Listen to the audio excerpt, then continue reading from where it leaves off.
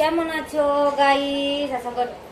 আশা করছি তোমরা সকলে ভালো আছো। আমিও খুব ভালো আছি। তো আমি এখন আমার বান্ধবীর ঘর যাব। তো তোমরা আমার ভিডিওটা দেখতে থাকো। আর আমাকে কেমন লাগছে দেখতে আজকে এই শাড়িতে তোমরা অবশ্যই কমেন্ট করবে। আর আমি আমার বান্ধবীর ঘরে যাচ্ছি, কেন কি আজ আমার বান্ধবীর ঘরে সত্যনারায়ণ পূজা।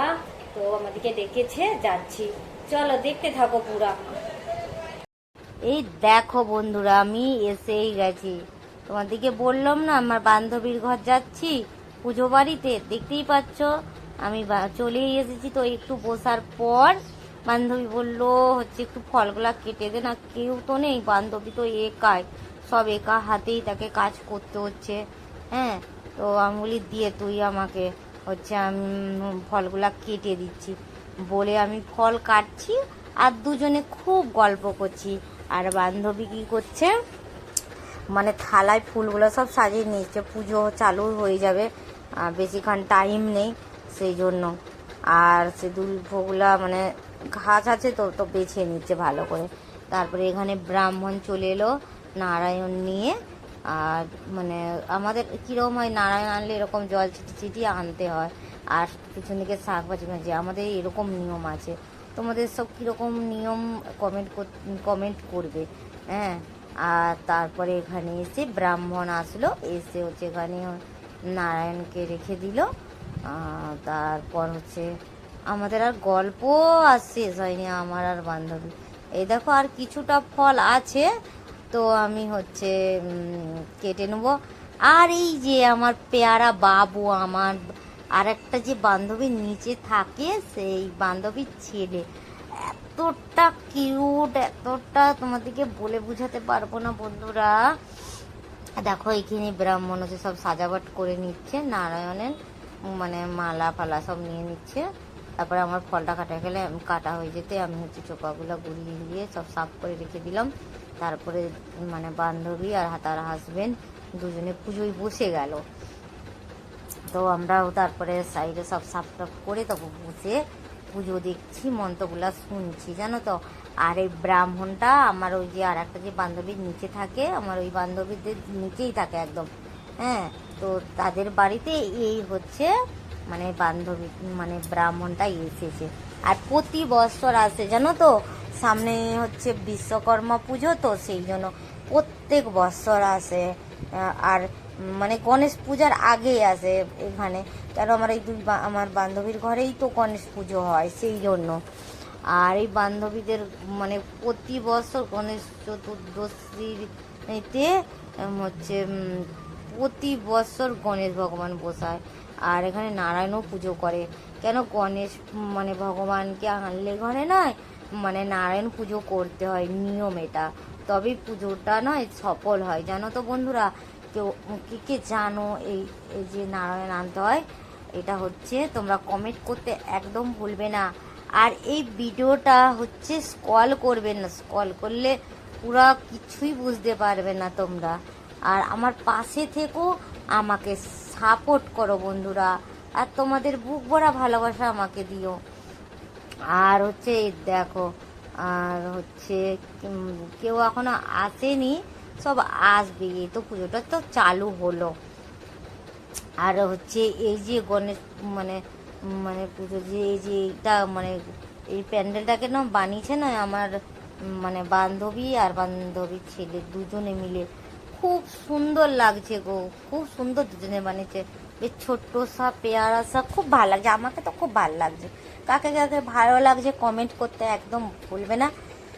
তো আমি এখানে ধুনো দিচ্ছি, জানো, ধুনো পুজো বাড়িতে ধুনো না দিলে ভালো লাগবে না।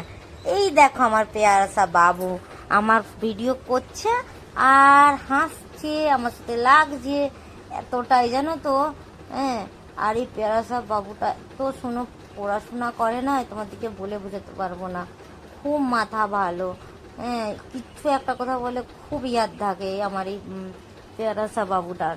হ্যাঁ, তো যখন আমরা এখানে নিচে নিচে থাকতো না আমার এই দুই বান্ধবী, তো আমার এই পেয়ারা বাবুটা নয় মানে খুব আসতো আমাদের ঘর, জানো তো।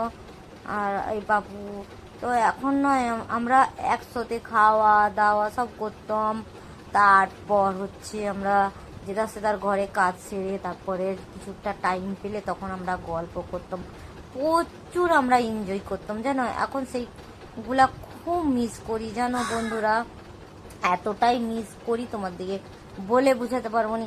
আমি এখানে একা হয়ে গেছি, আর ওখানে দুই বান্ধবী থাকলেও যে তার কাজে কাজে, কেন না এখন ছেলে মেয়েরা বড় হচ্ছে তো যে তার টিউশনি, তারপরে স্কুল, ঘরের কাজ, মানে না টাইম পায় না কেউ কারো। আর আজকে হচ্ছে পুজো হচ্ছে, তো সেই জন্য মানে একসাথে মানে দেখতে পেয়েছি, তো খুব গল্প করছি। তারপরে এখানে হোম চালু হয়ে গেছে, তো হোম চালু হয়েছে দেখতে পাচ্ছ। তারপর হচ্ছে দেখো আমার আর একটা বান্ধবী, বললাম না বসে আছে, ড্রেস মানে পিঙ্ক কালারের ড্রেস পরে আছে, ওইটা আমার বান্ধবী। তো পাশে সব মানে গুজরাটি ভাবি, তো আরও ওই যে ভাইয়েরা সব এসেছে এখানে সব। তারপরে যে আরতি হবে বলে আমরা দাঁড়িয়ে পড়েছি সবাই মিলে। তো আরতি দেখো চালুই হয়ে গেছে। তো আরতি হওয়ার পর তোমাদের দাদাভাই এত এক পাক করছে, বলি দাঁড়াও না, আরতিটা হয়ে গেলে তারপরে যাবে। আচ্ছা আচ্ছা বলে আরতিটা হয়ে যাওয়ার পর তোমার দাদাভাই তো দোকানে চলে গেল। তারপরে আমি কিছুক্ষণে দুজনে একসাথেই আমরা ঘরকে এসেছিলাম জানো বন্ধুরা।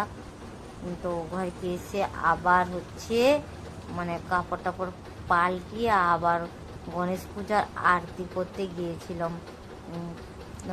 পরে খাওয়া দাওয়া ওখানেই করেছি, কেন ওখানে হচ্ছে বান্ধবী বলে রাত্রের খাবারটা এখানেই খাবি, ঘরে খাবি না।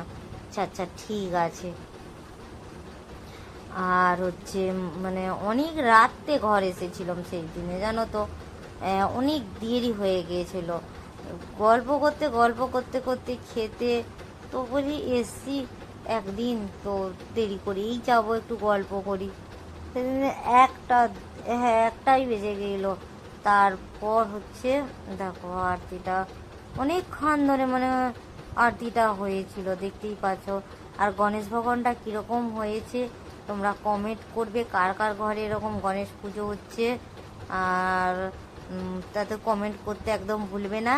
এই দেখো পুজো শেষের তারপরে আমার হচ্ছে মানে বান্ধবীর যা হচ্ছে এরকম সবজি কুটে দিচ্ছে, আর আমার বান্ধবী রান্না বান্না করছে। তো খিচুড়ি ভোগ হবে জানো বন্ধুরা। তারপরে দেখো খাওয়া দাওয়া করতে সব বসে গেছে, খিচুড়ি হয়েছে, তারপর হচ্ছে চাটনি, পায়েস, আমার বান্ধবী অনেক কিছু করেছিল জানো। তারপরে সবাই খাওয়া দাওয়ার পর লাস্টে আমি, বান্ধবীর যা, দেওর, তার হাজবেন্ড, তো সবাই তোমাদের দাদা ভাই সবাই একসাথে আমরা খেতে বসলাম। আর নেক্সট নিউ বলকে দেখাচ্ছে, চলো তোমার